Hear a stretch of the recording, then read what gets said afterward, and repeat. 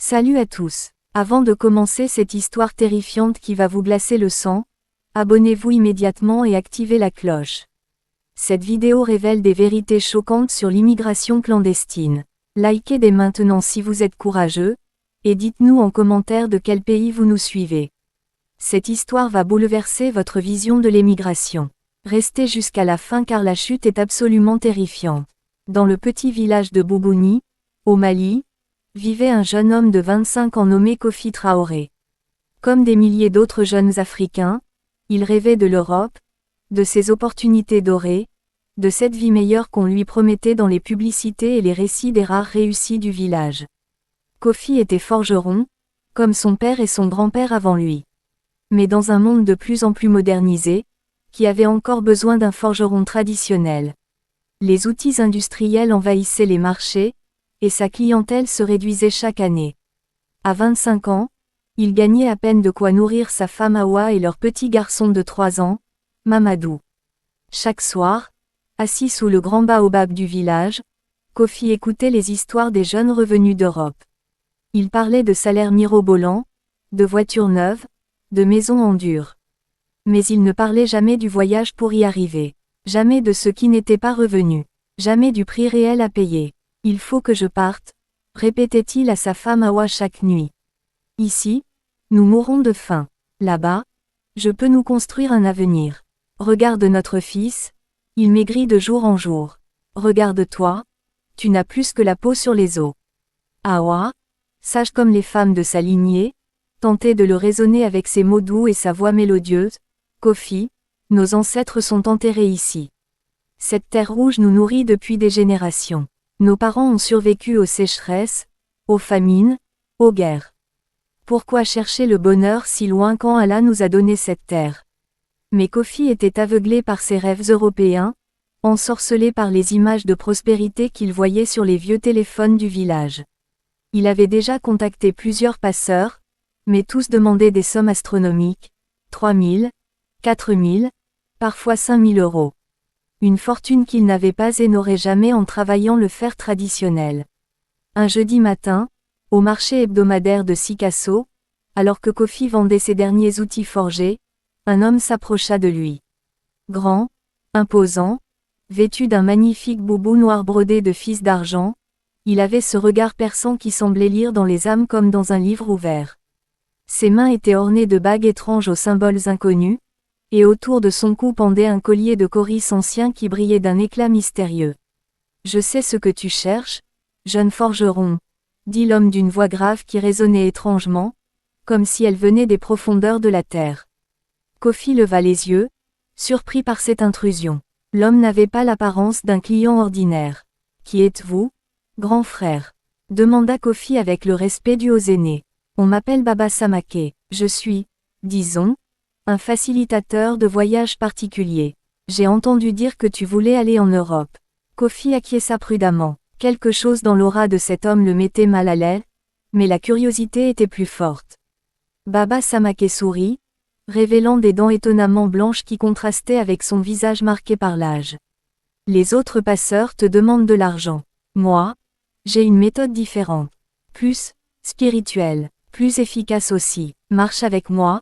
Nous devons parler loin des oreilles indiscrètes. » Ils s'éloignèrent du marché bruyant pour s'installer sous un grand tamarinier isolé.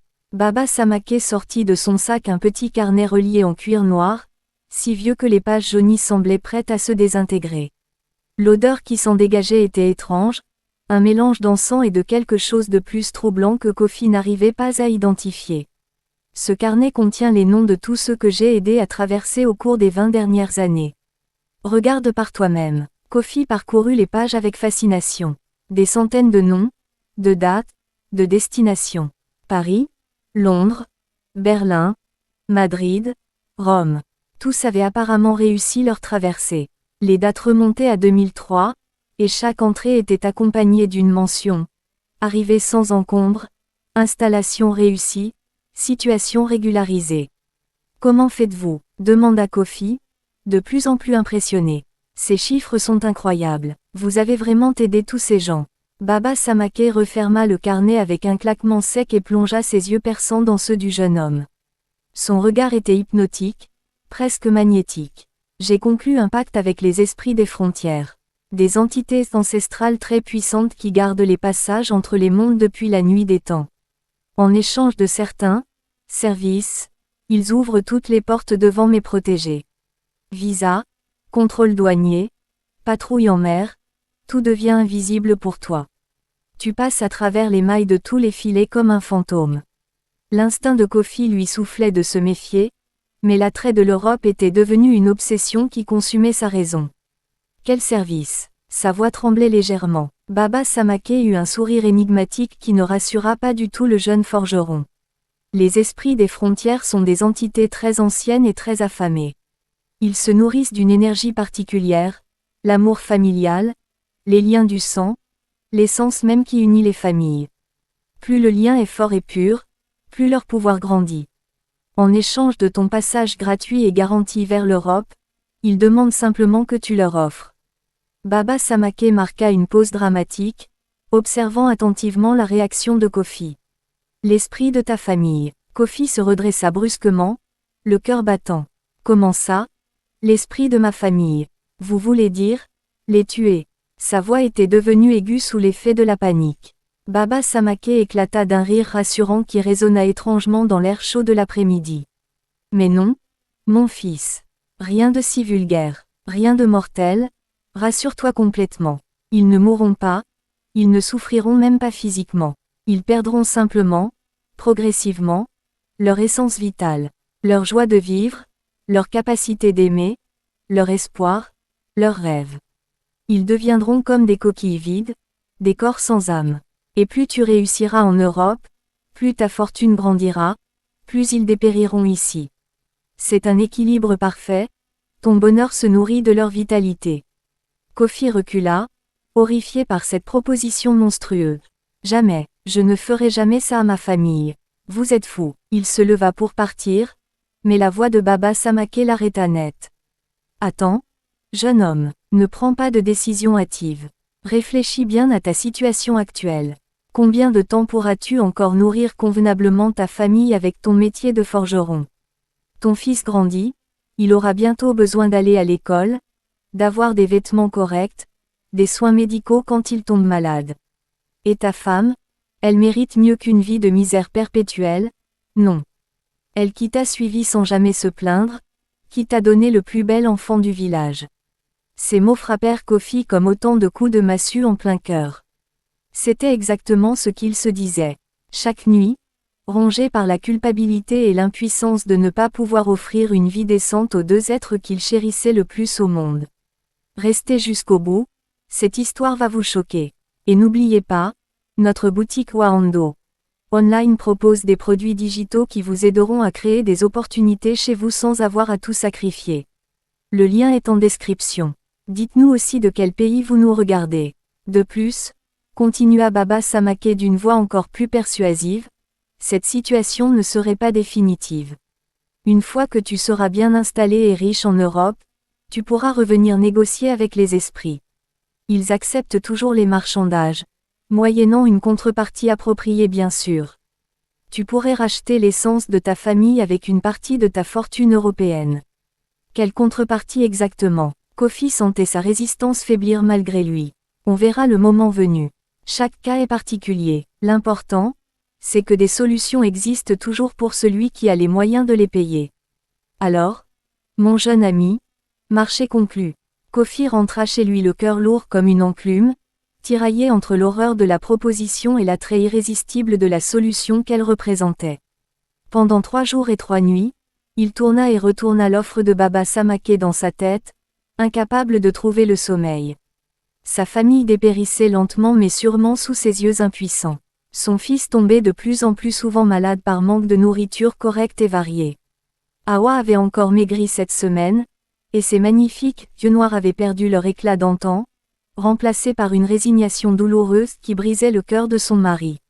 Le 4e soir, n'y tenant plus, rongé par l'angoisse et l'indécision, il retourna chercher Baba Samake au marché de Sikasso. L'homme l'attendait exactement au même endroit sous le tamarinier, comme s'il avait su avec certitude qu'il reviendrait. Son sourire confiant glaça le sang de Kofi. « J'accepte, dit Kofi d'une voix tremblante, les mots sortant de sa bouche comme s'il appartenait à quelqu'un d'autre. Je accepte votre arrangement. Baba Samake hocha la tête avec satisfaction et sortit de nouveau son carnet maudit. Parfait, mon fils, tu fais le bon choix, le seul choix sensé dans ta situation. Écris ton nom complet ici, et les noms de ta femme et de ton fils là, juste en dessous. Kofi hésita une dernière fois en voyant les noms, Awa Traoré, et Mamadou Traoré, sortir de sa plume tremblante. Mais la vision de son fils mieux nourri, habillé correctement, allant à l'école, et de sa femme souriante dans une belle maison moderne, balaya ses derniers scrupules comme un vent de sable. C'est fait, dit Baba Samake en refermant le carnet avec un claquement définitif. Le pacte est scellé. Demain matin à la première heure, présente-toi à l'ambassade de France à Bamako. Dis simplement que tu viens pour le rendez-vous de Monsieur Keita. Ils comprendront immédiatement et tout se déroulera parfaitement. C'est vraiment tout, c'est si simple. Kofi avait du mal à y croire. C'est tout, mon fils. Les esprits des frontières travaillent de manière très efficace et très discrète. Tu verras par toi-même. Cette nuit-là fut la plus longue de la vie de Kofi. Il n'arriva pas à fermer l'œil, tourmenté par l'ampleur de ce qu'il venait de faire. Vers 3 heures du matin, il entendit sa femme gémir et se débattre dans son sommeil. Elle était couverte de sueur froide et marmonnait des mots incompréhensibles, comme si elle luttait contre quelque chose d'invisible. « Awa, réveille-toi, tu fais un cauchemar. » Il la secoua doucement. Quand elle ouvrit les yeux, Kofi eut un choc. Son regard était déjà différent, comme voilé, moins vif qu'à l'habitude. Oui, je crois que ça va. J'ai fait un rêve très bizarre, Kofi. J'avais l'impression qu'une chose invisible m'arrachait quelque chose de l'intérieur, quelque chose d'important. Et j'étais impuissante à l'en empêcher.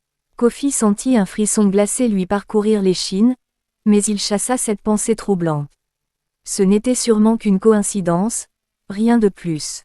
Le lendemain matin, il partit pour Bamako sans rien dire à sa famille de ses projets précis. Il avait simplement annoncé qu'il allait voir pour des opportunités de travail en ville.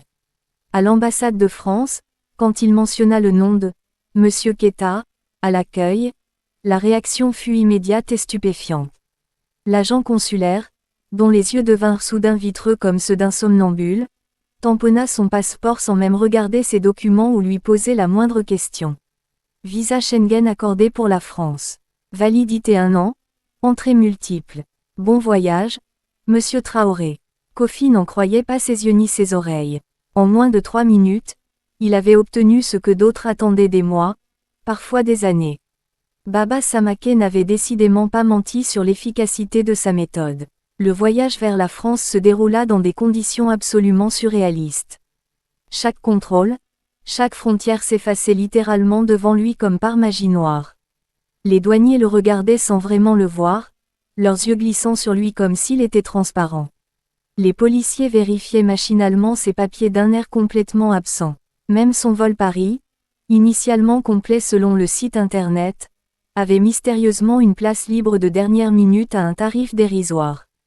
Arrivé à Roissy, Kofi découvrit un monde de possibilités qui dépassait ses rêves les plus fous. En quelques semaines seulement, grâce à des coïncidences extraordinaires, il trouva un travail remarquablement bien payé dans une entreprise de bâtiment. Ses employeurs, étrangement, ne posaient jamais aucune question sur ses papiers ou son expérience. 1 mois plus tard, il avait trouvé un appartement décent dans une banlieue parisienne. 3 mois après son arrivée, il envoyait déjà ses premières économies substantielles au Mali. Mais quand il appela sa famille pour la première fois depuis son départ, quelque chose d'indéfinissable clochait dans la voix d'Awa. Un ton terne, monocorde, qui ne lui ressemblait pas du tout. « Comment va notre petit Mamadou » demanda-t-il avec l'impatience d'un père aimant. Il va bien physiquement.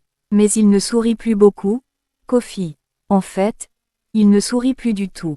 Il reste assis des heures entières sans bouger, à regarder dans le vide.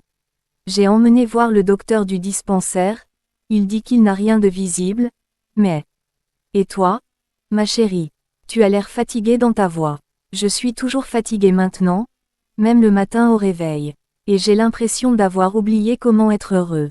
C'est difficile à expliquer, mais c'est comme si une partie de moi s'était éteinte. Kofi raccrocha, profondément inquiet et troublé par ces révélations.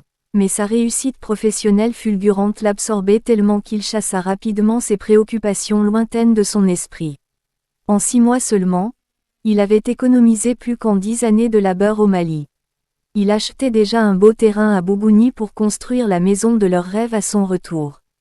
1 an après son départ triomphal, Kofi décida de rentrer temporairement au Mali pour voir sa famille et lancer officiellement la construction de leur future maison. Ce qu'il découvrit en arrivant à Boubouni le glaça littéralement d'horreur. Awa, sa magnifique épouse qui était autrefois la plus belle femme du village, n'était plus que l'ombre pathétique d'elle-même. Maigre à faire peur, les yeux complètement éteints comme ceux d'une morte vivante, elle vaquait à ses occupations quotidiennes comme un automate déréglé. Elle le reconnut à peine et lui serra la main comme à un parfait étranger, sans la moindre émotion. Mamadou, son petit garçon de 4 ans qui était jadis si vif et espiègle, était devenu encore plus effrayant à voir. Il restait assis dans un coin sombre de la cave, fixant le néant pendant des heures, ne réagissant ni aux caresses de son père ni aux magnifiques jouets qu'il lui avait rapportés de Paris. Il ne parlait plus, ne jouait plus, ne pleurait même plus. C'était comme si son âme d'enfant s'était évaporée. « Qu'est-ce qui leur arrive exactement ?» demanda Kofi au voisin, paniqué par l'état de sa famille. « On ne sait vraiment pas, frère Kofi, » répondit la vieille maman Sangaré en secouant tristement la tête. « Depuis ton départ pour l'Europe, ils dépérissent jour après jour, semaine après semaine. » Awa a complètement oublié comment sourire, et le petit Mamadou, on dirait vraiment qu'il a perdu son âme d'enfant. Ces mots terribles frappèrent Kofi comme la révélation d'une vérité atroce. Il avait volontairement oublié les termes exacts du pacte maudit conclu avec Baba Samake, mais maintenant tout lui revenait avec une clarté douloureuse, l'esprit de ta famille. Abonnez-vous maintenant, cette histoire va vous marquer à vie. Dites-nous de quel pays vous nous suivez et partagez si vous connaissez des situations similaires. N'oubliez pas de visiter Waando online pour découvrir nos solutions d'entrepreneuriat local. Il courut comme un fou chercher le mystérieux passeur dans tous les marchés de la région, mais personne ne semblait le connaître ou l'avoir jamais vu. C'était comme s'il n'avait jamais existé, comme si leur rencontre n'avait été qu'un cauchemar. Désespéré et rongé par la culpabilité, Kofi alla consulter le vieux marabout du village, Papa Amadou, réputé pour sa sagesse ancestrale. « Mon pauvre fils, » dit le sage après avoir écouté attentivement son histoire terrifiante, tu as conclu un pacte avec des djinns maléfiques parmi les plus dangereux.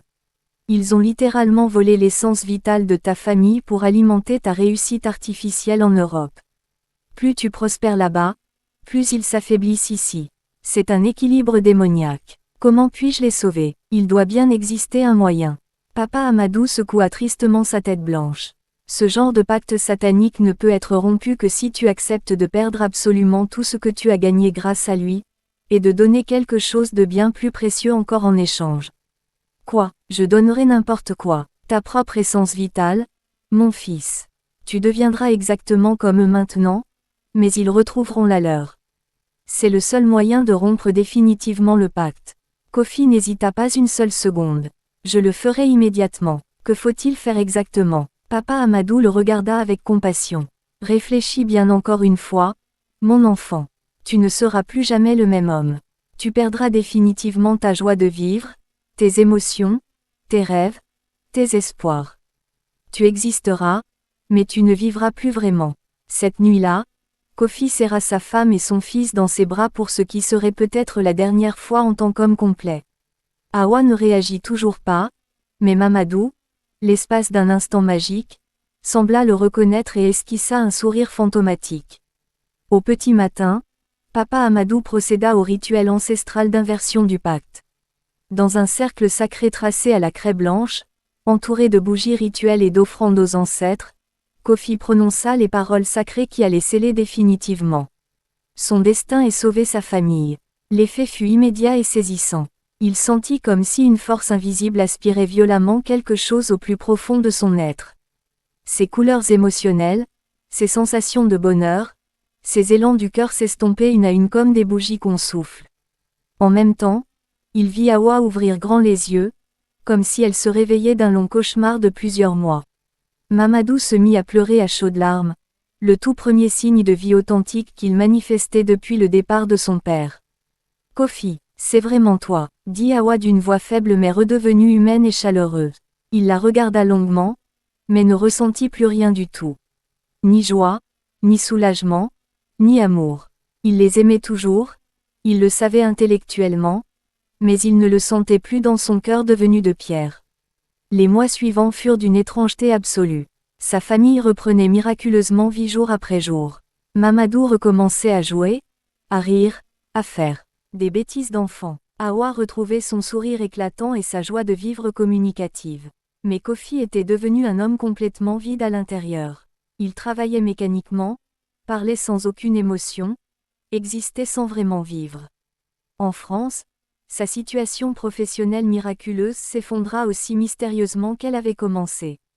Ses papiers furent soudainement contestés par l'administration, ses employeurs le licencièrent sans explication, ses économies furent saisies par le fisc. En quelques semaines seulement, il perdit absolument tout ce qu'il avait gagné grâce au pacte maudit. Il rentra définitivement au Mali, dans son village natal, pour reprendre son ancien métier de forgeron traditionnel. Sa famille était entièrement sauvée, mais à quel prix terrible. Aujourd'hui encore, dans les rues poussiéreuses de Boubouni, on peut voir Kofi Traoré travailler son fer avec une précision mécanique. Il est devenu objectivement le meilleur forgeron de toute la région, car il ne se fatigue jamais, ne se décourage jamais, ne ressent ni douleur ni frustration. Mais ceux qui l'avaient connu avant savent qu'il a perdu à jamais quelque chose d'irremplaçable, son humanité. Les soirs de pleine lune, quand le vent chaud souffle dans les feuilles du grand baobab centenaire, on peut parfois entendre Kofi murmurer à lui-même ces mots lourds de regret: « L'Europe n'était qu'un mirage cruel. Le vrai paradis, c'était ici, avec ma famille. Mais je l'ai compris beaucoup trop tard. » Sa femme Hawa, entièrement revenue à la vie grâce au sacrifice de son mari, prend soin de lui avec une tendresse infinie et reconnaissante. Elle sait parfaitement qu'il s'est sacrifié pour les sauver, elle et leur fils. Mamadou, maintenant adolescent plein de vie, aide son père à la forge en se promettant solennellement de ne jamais commettre la même erreur fatale. Et quelque part, dans un marché du Mali, un homme mystérieux en boubou noir continue d'approcher de jeunes rêveurs désespérés, leur promettant l'Europe dorée en échange de ce qu'ils ont de plus précieux au monde. Abonnez-vous et activez la cloche pour plus d'histoires africaines qui font réfléchir. Commentez pour nous dire ce que vous pensez de cette histoire terrifiante et dites-nous absolument de quel pays vous nous suivez. Partagez cette leçon importante avec vos proches. Visitez Waando online pour découvrir nos produits digitaux qui vous aideront à créer des opportunités chez vous sans avoir à tout sacrifier. L'entrepreneuriat local vaut parfois mieux que l'exil. Cette histoire s'inspire de témoignages réels sur les dangers de l'émigration clandestine.